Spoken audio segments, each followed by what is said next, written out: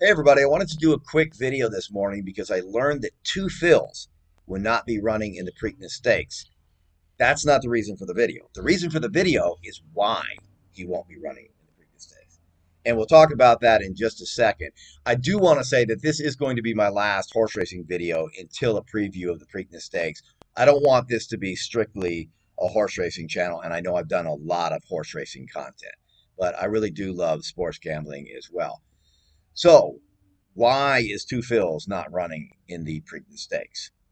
Well, it's because, according to trainer Larry Ravelli, he ran his guts out in the Kentucky Derby, and I think we all saw that. And the Preakness is just too soon. Now, I learned about this from a friend of mine, and his message is really the reason I felt it was important to talk about this subject. Because he said, hey, you got to do right by the horse. And of course, this is said all the time. Anytime a trainer makes a move without statistical backup, they claim that it's because they're doing right by the horse. And I truly don't think there's a more destructive idea in horse racing than that. Because as you'll find out in a minute, the statistics do not support the bounce theory. At one time, Andrew Beyer scoffed at it, and he became a believer in Beyer on speed. And like I said, I'll talk about that in a second. Why do I think it's so destructive?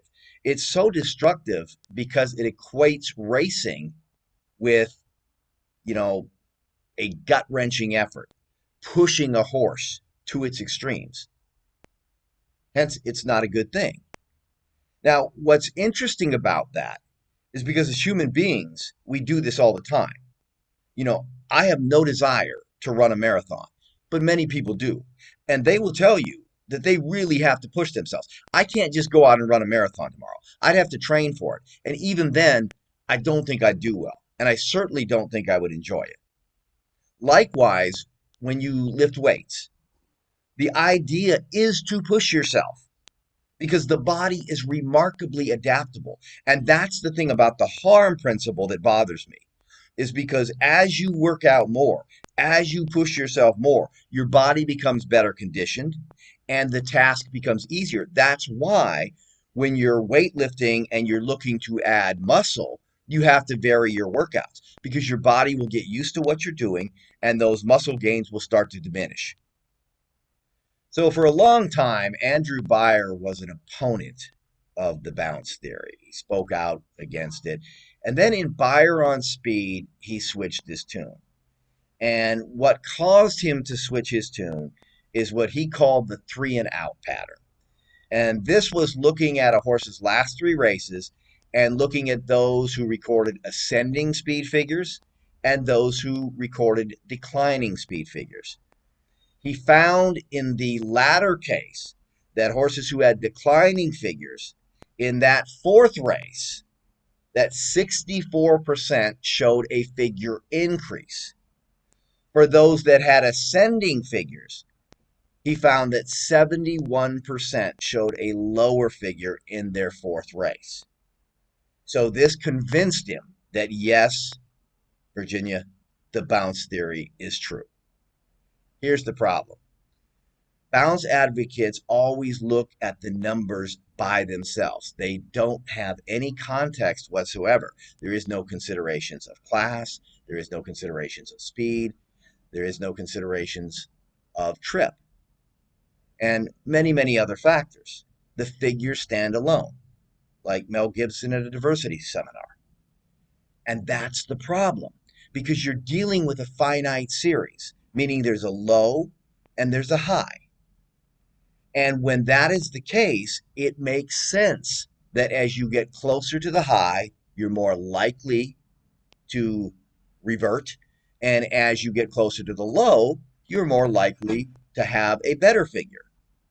It's just math.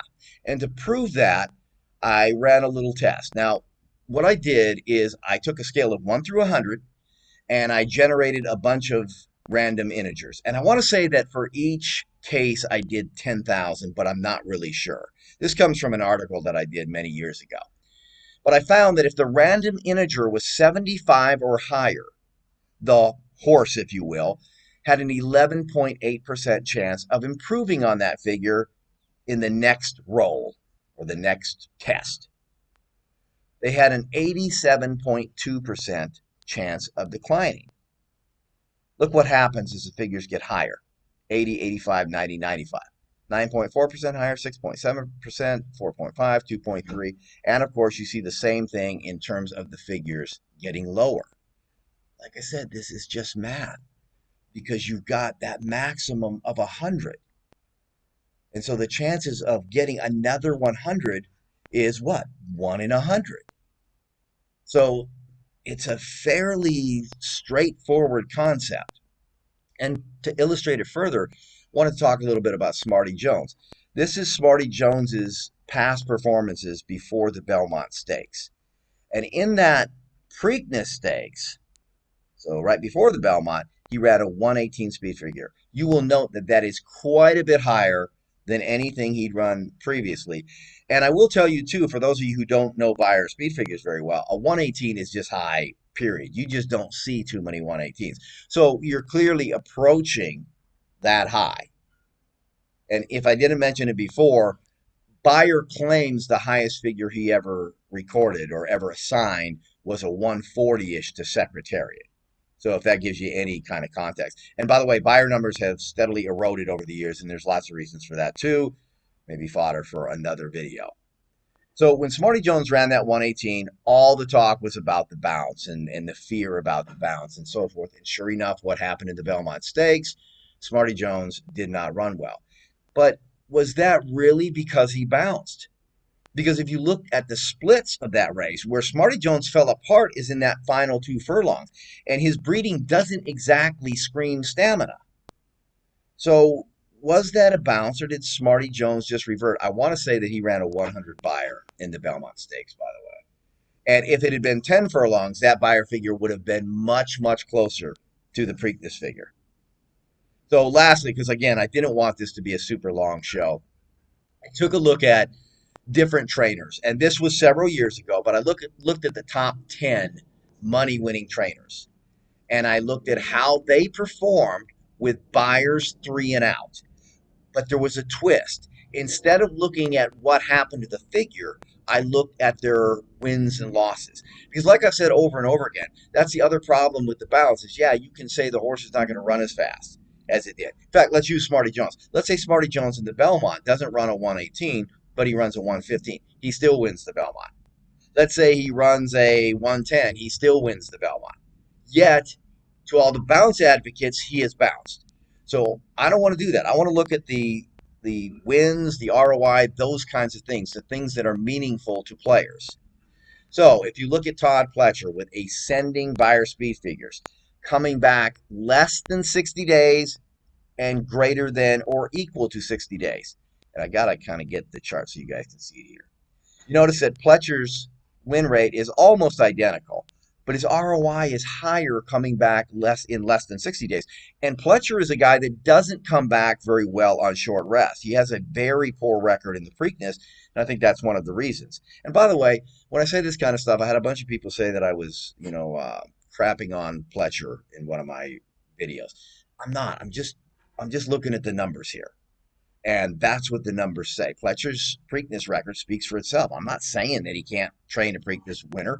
I'm not saying that he's a bad trainer. Just saying in the Preakness, he doesn't perform as well. And I made my case about the Kentucky Derby, and I think that was proven out. So if you look, the ROI is lower. I don't want to go through each trainer here, so I'm just going to point you guys to the cumulative figures. And here you notice for these top 10 trainers by money earnings, again, this was a few years ago, the win rate coming back less than 60 days after that final speed figure in the 3-race series, 23.5% wins, a 1.66 average $2 net return.